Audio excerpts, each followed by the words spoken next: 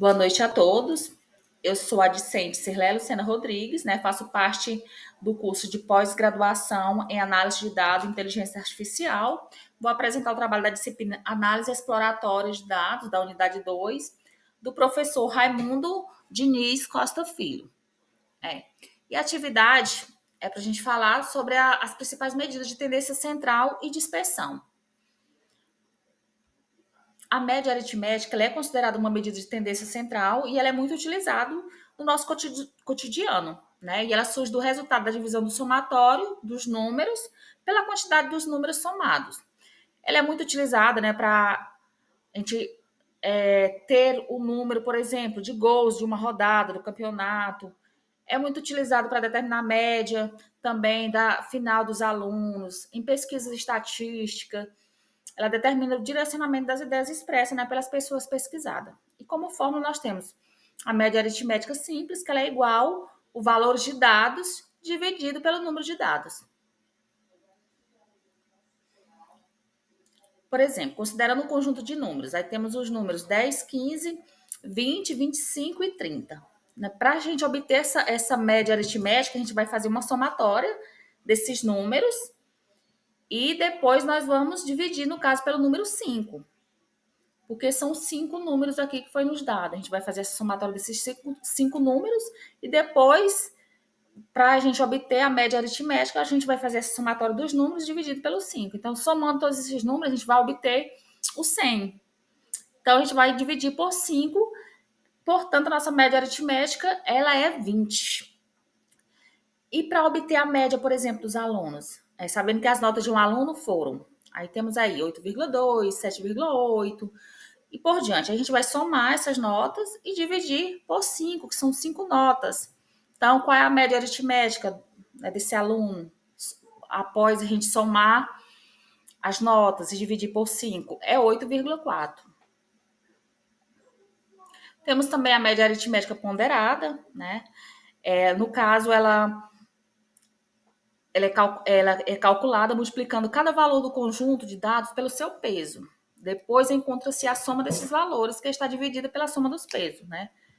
Então, nós temos a média ponderada, ela é conhecida também como média aritmética simples ponderada.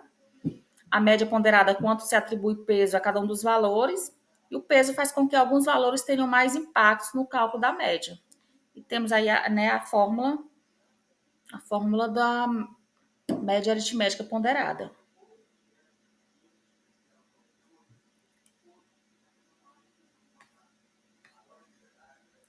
O exemplo da média aritmética ponderada, né?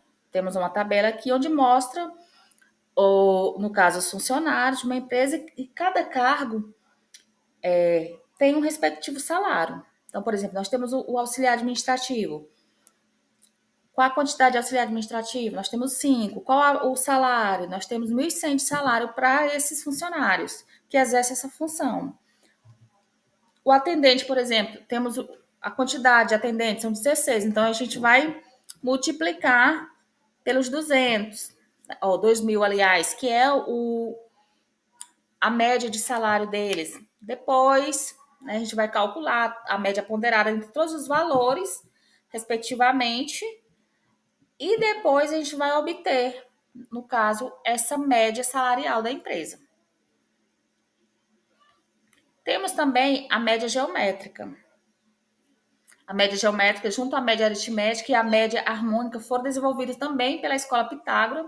Na estatística, ela é bastante comum e busca pela representação de um conjunto de dados por um único valor para tomar de decisões. Uma das possibilidades para o valor central é a média geométrica. Ela é útil para a representação de um conjunto que possui dados que se comportam próximo a uma progressão geométrica. Também para encontrar o lado do quadrado e cubo, conhecendo a área e o volume respectivo. Temos aí a fórmula, né, da média geométrica. A média geométrica é utilizada para encontrar um valor médio entre um conjunto de dados. Para calcular se a média geométrica é necessário um conjunto com 2 ou mais elementos, seja um A, um conjunto de dados, né, que é igual a x,1, x,2, e um conjunto com elementos, né? A média geométrica desse conjunto ela é calculada por o N, né? O x vezes 1, x,2, e aí, no caso, a gente vai encontrar essa média geométrica. Então, aqui é só a resolução, né, do problema envolvendo a média geométrica. Temos também a moda, que ela faz parte também dessa tendência central e dispersão. A moda, ela aparece como uma frequência em um conjunto de dados, ela é útil, né, quanto há muitos valores repetitivos em um conjunto de dados, é possível haver várias modas. Uma moda ou nenhuma moda em um conjunto de dados.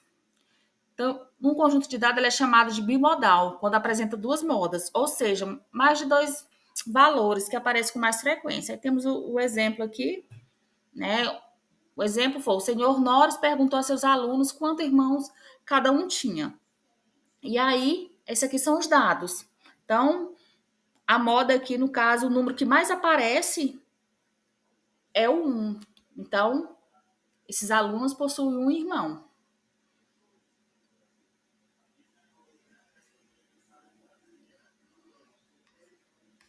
Nós temos também a mediana.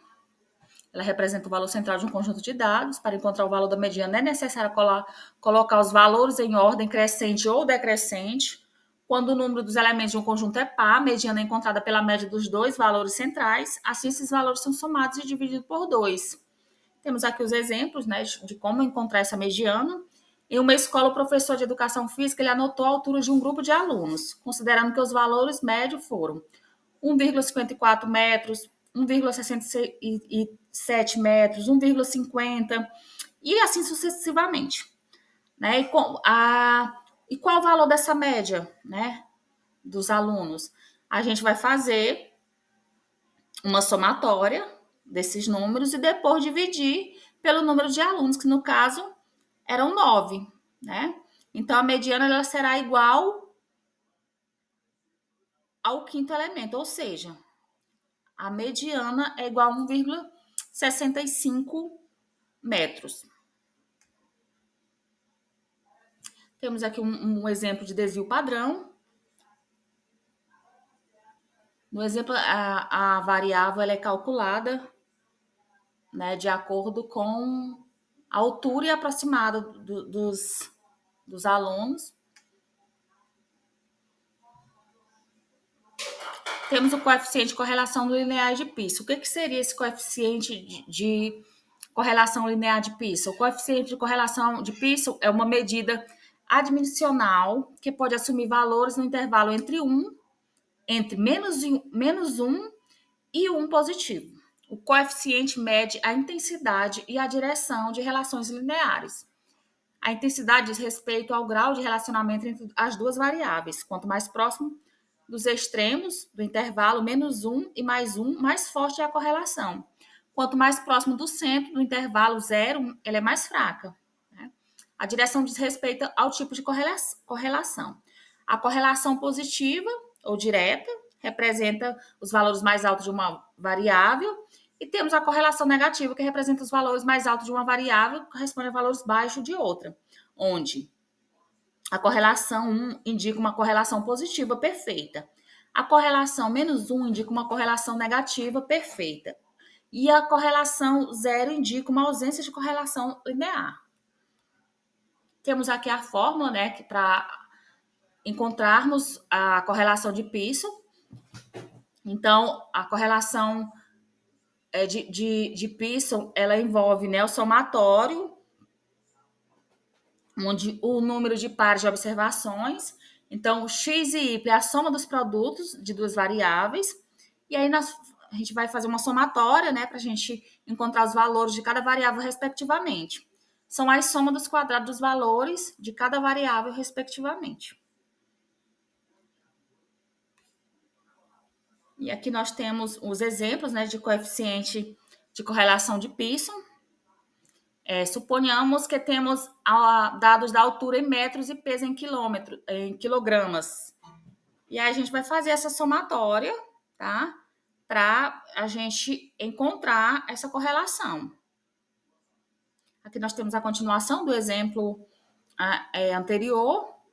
Tá? Então, o coeficiente de Pearson entre altura e peso é aproximadamente de menos 0,466. Esse daqui é o resultado da fórmula para a gente encontrar essa correlação. Indicada uma correlação negativa moderada, mas isso ela pode ser positiva ou negativa, né? Dependendo se ela vai estar mais próximo do 1 ou pode ser positivo ou negativo.